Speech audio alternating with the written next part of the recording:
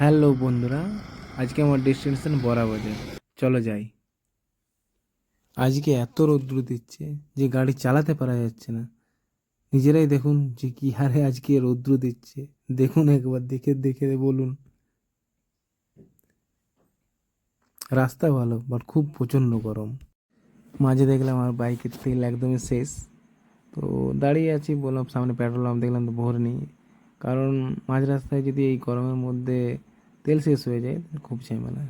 চলুন ঝটপট তাড়াতাড়ি তেলটা ভরে নিই।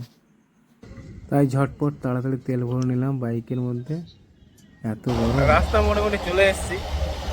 আর 1 থেকে 2 কিলোমিটার বড় বাজার জাস্ট পৌঁছে যাবো। ভিউ দেখুন, রাস্তা কিন্তু দারুণ, রোদ্রু খাচ্ছি, রাস্তা কিন্তু সেই আছে, তাই না? ভাই ভীষণ গরম, ভীষণ এত গরম যে কাজে যেতে পারা যাচ্ছে না। এই ভিউ দেখে আমার মন ভরে গেল, তাই মাঝে একটা দাঁড়িয়ে ছবি তুলে নিলাম, সাথে আমারও একটা তুলে নিলাম, তাই না?